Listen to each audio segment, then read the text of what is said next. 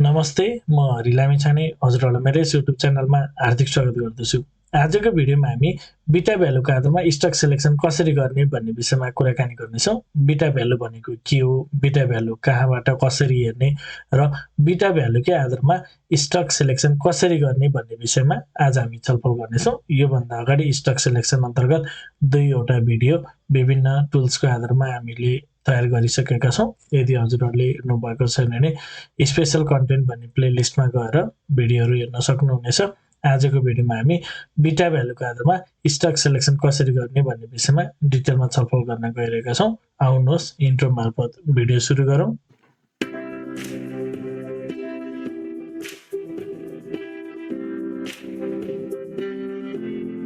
यस YouTube channel मार्फत मैले share बजारसँग सम्बन्धित विभिन्न किसिमका भिडियोहरू लिएर आउने भएको हुनाले यदि हजुरहरूले अहिलेसम्म पनि मेरो च्यानल सब्स्क्राइब गर्नुभएको छैन भने कृपया च्यानल सब्स्क्राइब गरिदिनु होला र भिडियो पुरा हेर्नुभयो भने हजुरहरूले मैले भन्न खोजेको कुरा सबै सजिलैसँग बुझ्न सक्नुहुनेछ। ओके, सुरुमा बिटा भ्यालु भनेको के हो त्यो बुझौँ।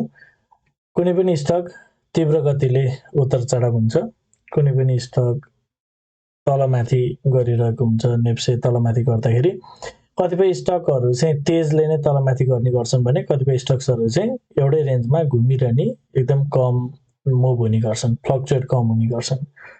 यदि नेप्से इन्डेक्स बढिरहँदाखेरि नेप्से इन्डेक्स सँगसँगै स्टकको मुभमेन्ट हुन्छ भने बिटा भ्यालु लगभग सेम जस्तो हुन्छ। कहिलेकाहीँ के हुन्छ भने नेप्से थोरै बढिरहँदा नि स्टकहरू चाहिँ अलिक धेरै बढिरहेका हुन्छन् र कहिलेकाहीँ नेप्से थोरै घट्दा पनि स्टकहरू अलिक धेरै घटिरहेका हुन्छन्।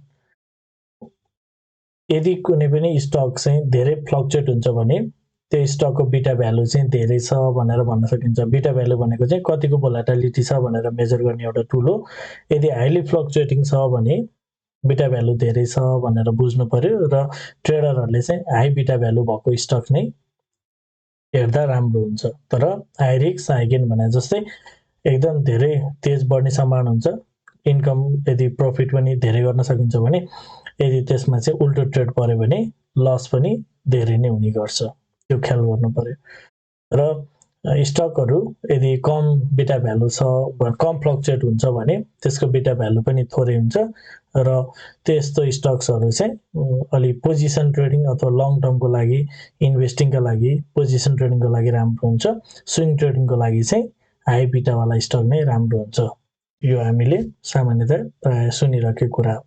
र अब यो बिटा भ्यालु भनेको कुरा हामीले बुझ्यौँ। उतार चढाव मापन गर्ने एउटा टुल रहेछ र हाई बिटा भनेको चाहिँ धेरै उतार चढाव हुने स्टक रहेछ र लो बिटा भनेको चाहिँ कम उतार चढाव हुने स्टक रहेछ।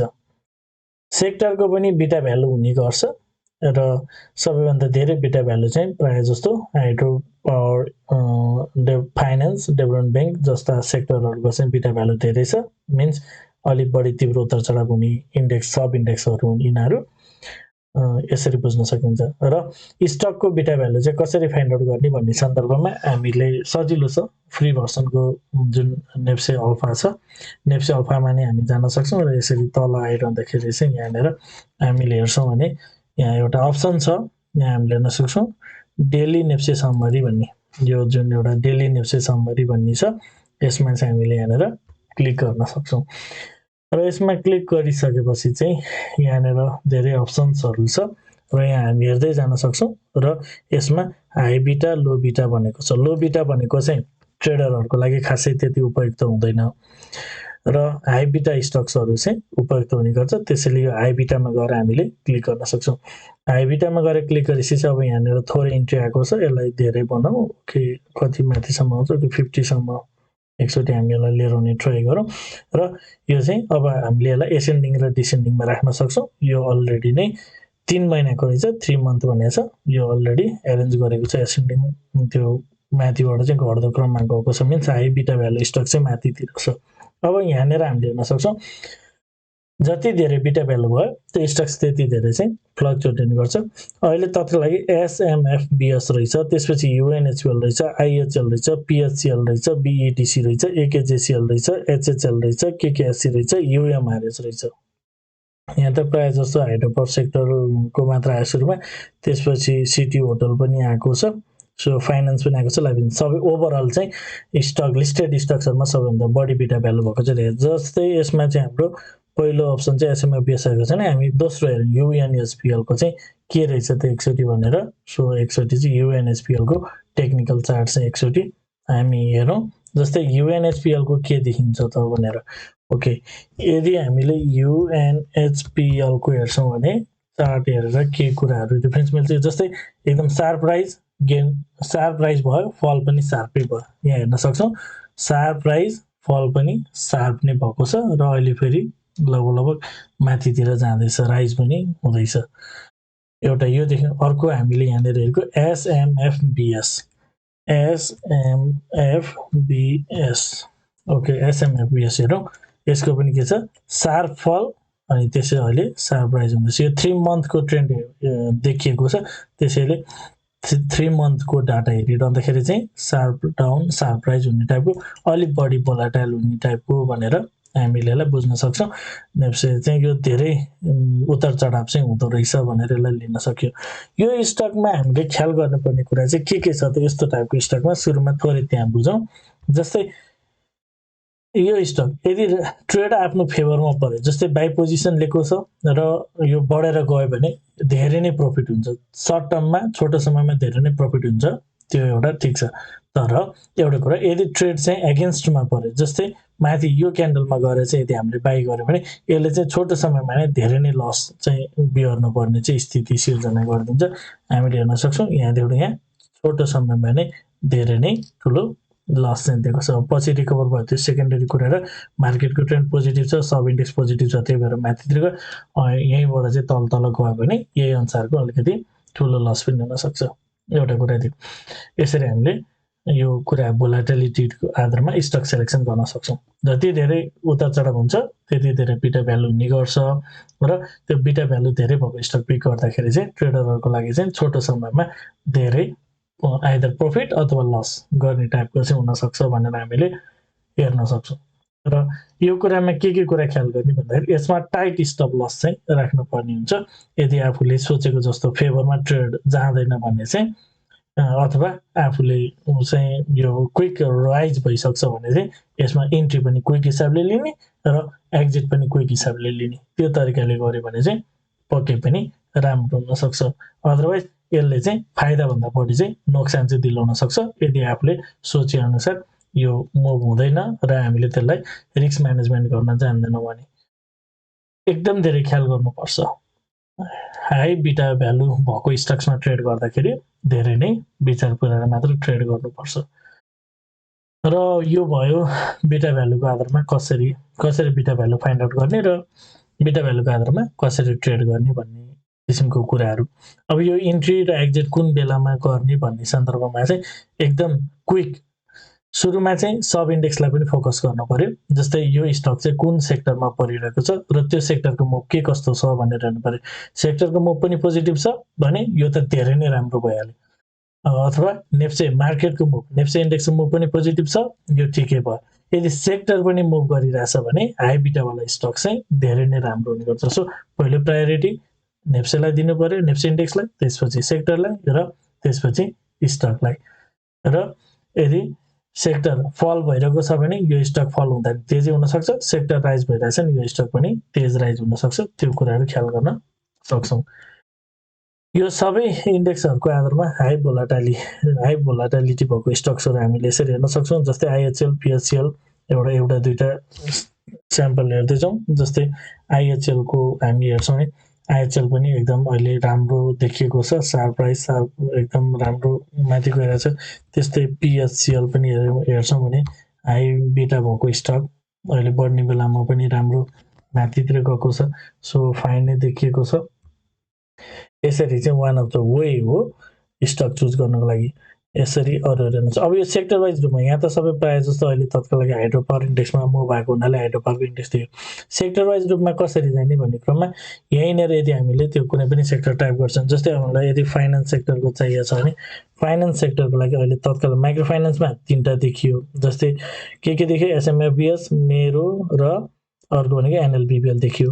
त्यस्तै फाइनेन्समा चाहिँ आरएलएफएल एउटा मात्र रहेछ अहिले तत्कालको लागि चाहिँ टप यो लिस्टमा आएको मध्ये आरएलएफएल मात्र रहेछ। त्यो यदि हामीलाई यदि लाइफ इन्सुरेन्सको चाहियो जस्तै एक्जाम्पल यहाँनिर लाइफ टाइप गर्न सक्छौँ। लाइफ इन्सुरेन्समा एउटा मात्र रहेछ यहाँनिर हामीले हेर्न सक्छौँ।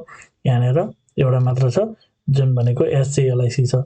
त्यसपछि हामीले यदि नन लाइफ इन्सुरेन्स यदि यहाँनिर हेर्छौँ भने नन लाइफको केसमा के छ, नन लाइफबाट चाहिँ खासै अहिले तत्कालको लागि 3 मन्थको बेटा भ्यालु धेरै भएको स्टक्स आएन। त्यसपछि हामीले यदि इन्भेस्टमेन्ट सेक्टरबाट हेर्छौँ भने त्यहाँबाट पनि खासै आएको छैन। त्यसपछि हामीले यदि म्यानुफ्याक्चरिङ एन्ड प्रोसेसिङ सेक्टरबाट हेर्छौँ भने म्यानुफ्याक्चरिङ प्रोसेसिङ सेक्टरबाट चाहिँ आएको छ, शिवम आएको छ। शिवम पनि भोलाटाइल रहेछ भनेर हामीले हेर्न सक्छौँ। यसरी चाहिँ हेर्न सक्छौँ। र अहिले कुनै पनि स्टक सेक्टरको हामीलाई 4-5 वटा चाहिएको छ र त्यहाँबाट फिल्टर गर्ने चाहिँ कसरी गर्ने भन्ने सन्दर्भमा चाहिँ जस्तै हामी जान चाहिँ नेप्से अल्फामा नै जान सक्छौँ। ओके, नेप्से अल्फामा नै जाने हो र नेप्से अल्फाको जुन हाम्रो पहिलो इन्टरफेस हुन्छ यसमा चाहिँ फर्स्ट सेकेन्ड थर्ड अप्सन जुन यो ट्रेडिङ सिग्नल भन्ने अप्सन छ यसमा गएर चाहिँ first second third option technical signal भन्ने जुन छ यसमा गएर चाहिँ क्लिक गरौँ। यसमा गएर क्लिक गरिसकेपछि यो चाहिँ यतापट्टि यहाँ धेरै छ, योभन्दा पछाडि यतापट्टि राइट साइडमा अझै धेरै छ। यसलाई यसरी चाहिँ स्लाइड गर्ने, त यो स्लाइड गर्न मिल्छ यता लेफ्ट राइट। सो यसलाई चाहिँ स्लाइड गर्ने र स्लाइड गरिसकेपछि यहाँ अन्तिममा अप्सन छ 3 मन्थ बिटा।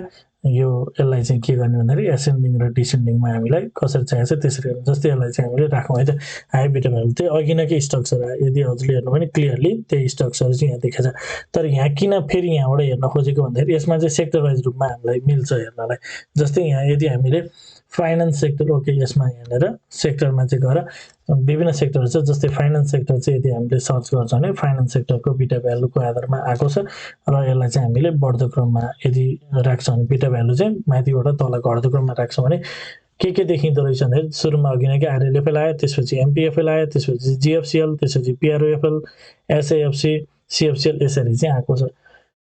अब स्टक्सहरू ट्रेड गर्दा यदि हामी स्विङ ट्रेडर हो भने चाहिँ जस्तै के ट्रेड गरेर राम्रो हुने रहेछ भन्दाखेरि जस्तै आरएलएफएल ट्रेड गऱ्यो भने चाहिँ राम्रो हुने रहेछ फाइनेन्समा। त्यसपछि आरएलएफएल यदि हामीलाई ठिक लाग्दैन, यसको अरू कुराहरू ठिक छैन भने जस्तै एमपिपिएफएलमा अर्को अप्सन जान सक्छौँ, जिएफसिएलमा अर्को अप्सन जान सक्छौँ, पिआरओएफएलमा अर्को अप्सन जान सक्छौँ, यसरी चाहिँ जान सक्छौँ। त्यस्तै अर्को सेक्टरमा यदि हामीलाई चाहिन्छ जस्तै ल एक्जाम्पल अब अहिले त अर्को सेक्टर चाहिँ हामीलाई जस्तै एक्जाम्पल लाइफ इन्सुरेन्स सेक्टरमा तत्काल जाउँ।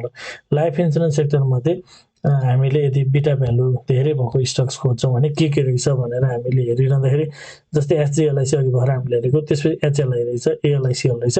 जस्तै एसजेएलआइसी आयो है त, कस्तो रहेछ त एसजेएलआइसी एकचोटि टेस्ट गर। एसजेएलआइसी जस्तै एसजेएलआइसी हेऱ्यो भने यो चाहिँ एकदम तीव्र उतार चढाव हुने रहेछ। चार्ट हेर्दाखेरि नै क्लियर हुँदो रहेछ क्या, तेज माथि गएर तेज तल आइरहेको छ।